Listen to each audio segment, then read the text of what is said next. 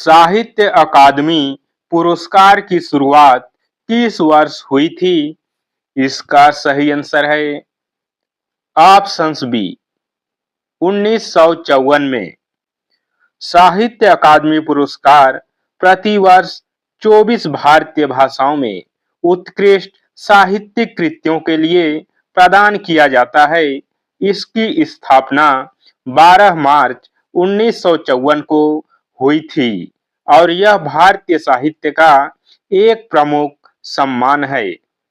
भारत में पहली बार 14 प्रमुख वाणिज्यिक बैंकों का राष्ट्रीयकरण कब हुआ था? इसका सही आंसर है ऑप्शंस ए 1969 में। तत्कालीन प्रधानमंत्री इंदिरा गांधी के कार्यकाल में 19 जुलाई 1969 को देश के 14 बड़े वाणिज्यिक बैंकों का राष्ट्रीयकरण किया गया था। इसका उद्देश्य अर्थव्यवस्था के प्रमुख क्षेत्रों में ऋण प्रवाह सुनिश्चित करना था। प्रधानमंत्री फसल बीमा योजना मुख्य रूप से किस मंत्रालय से संबंधित है? इसका सही आंसर है ऑप्शन सी कृषि एवं किसान कल्याण मंत्रालय। प्रधानमंत्री फसल बीमा योजना की शुरुआत 2016 में कृषि एवं किसान कल्याण मंत्रालय द्वारा की गई थी। इसका लक्ष्य प्राकृतिक आपदाओं या बीमारियों से फसल नष्ट होने पर किसानों को वित्तीय सुरक्षा देना है। भारत का संविधान पूर्ण रूप से कब लागू हुआ था? इसका सही आंसर है ऑप्शन सी 26 जनवरी 1950 में। भारतीय संविधान 26 नवंबर 1949 को संविधान सभा द्वारा अपनाया गया था, लेकिन यह 26 जनवरी 1950 को पूर्ण रूप से लागू हुआ। इसी दिन भारत को एक संप्रभु और गणतंत्र राष्ट्र घोषित किया गया। भारत के पहले चंद्र मिशन चंद्रयान-1 से इसरो का संपर्क आधिकारिक रूप से कब टूट गया था? इसका सही आंसर है ऑप्शंस बी 29 अगस्त 2009 में। इसरो द्वारा चंद्रयान-1 को 22 अक्टूबर 2008 को सफलतापूर्वक लॉन्च किया गया था। इस मिशन ने चंद्रमा पर पानी के प्रमाण खोजे, लेकिन 29 अगस्त 2009 को आंतरिक यान से रेडियो संपर्क टूट गया। ऐतिहासिक संदर्भ में रानी पद्मावती का संबंध मुख्य रूप से किस रियासत से था? इसका सही आंसर है ऑप्शंस ए चित्तौड़, जिसे मेवाड़ के नाम से भी जाना जाता है। रानी पद्मावती 13वीं से 14वीं सदी में मेवाड़ के राजा रावल रतन सिंह की रानी थी। 1303 ईस्वी में दिल्ली के सुल्तान अलाउद्दीन खिलजी चित्तौड़ पर आक्रमण के दौरान उन्होंने ऐतिहासिक जौहर किया था। विश्व इतिहास का प्रसिद्ध वाटरलू का युद्ध किस वर्ष लड़ा गया था? इसका सही आंसर है ऑप्शन सी 1815 में।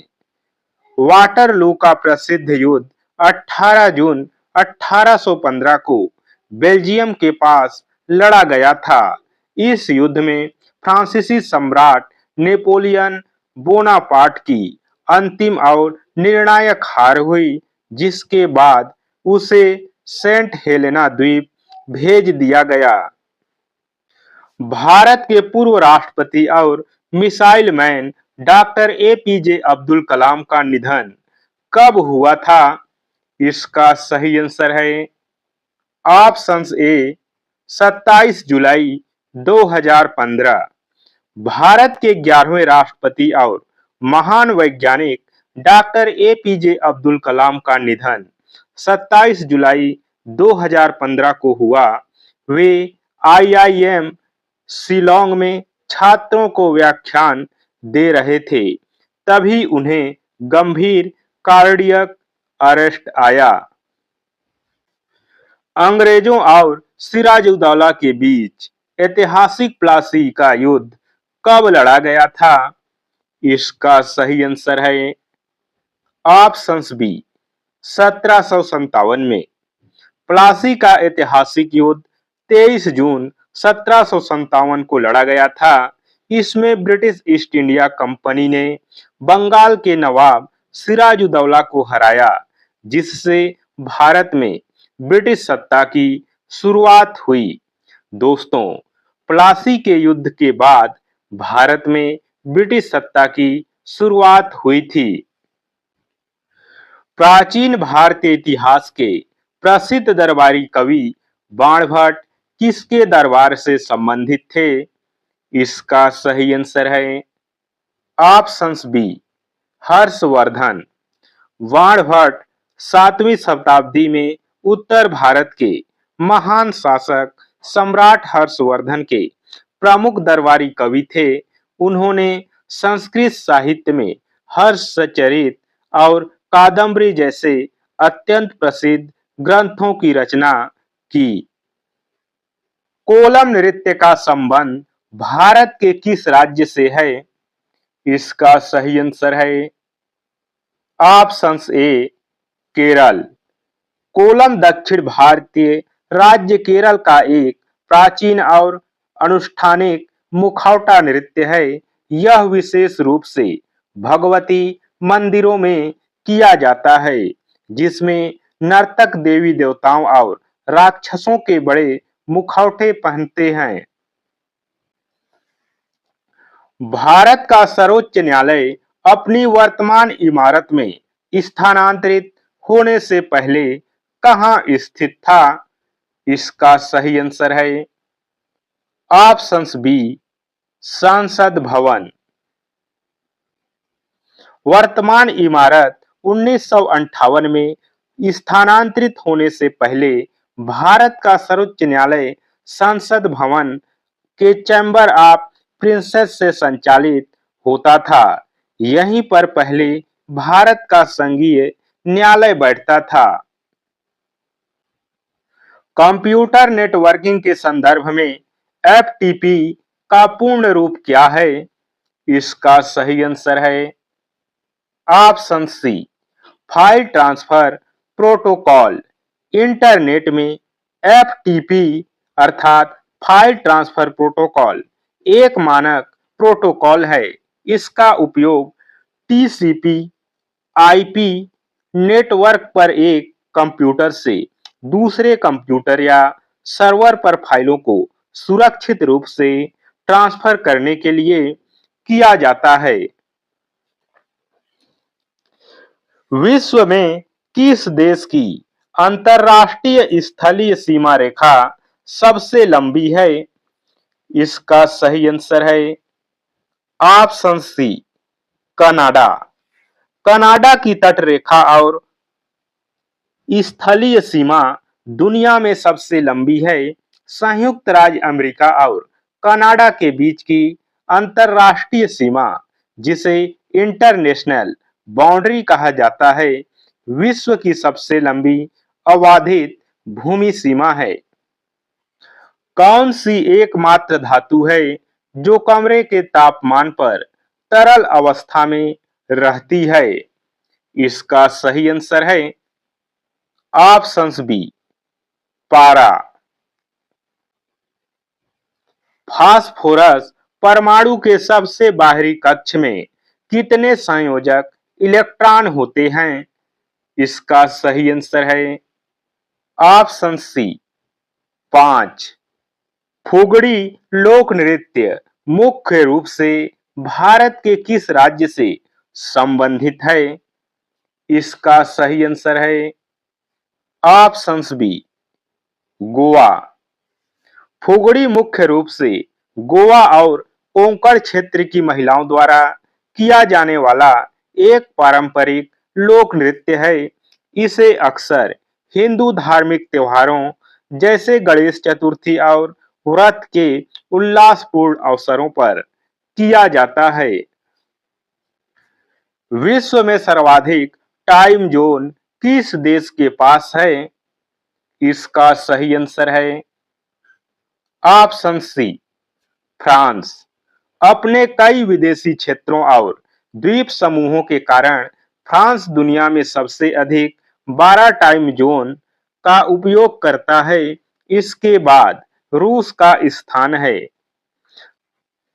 भारत में आधुनिक त्रिस्तरीय पंचायती राज व्यवस्था की शुरुआत सबसे पहले कहां से हुई थी?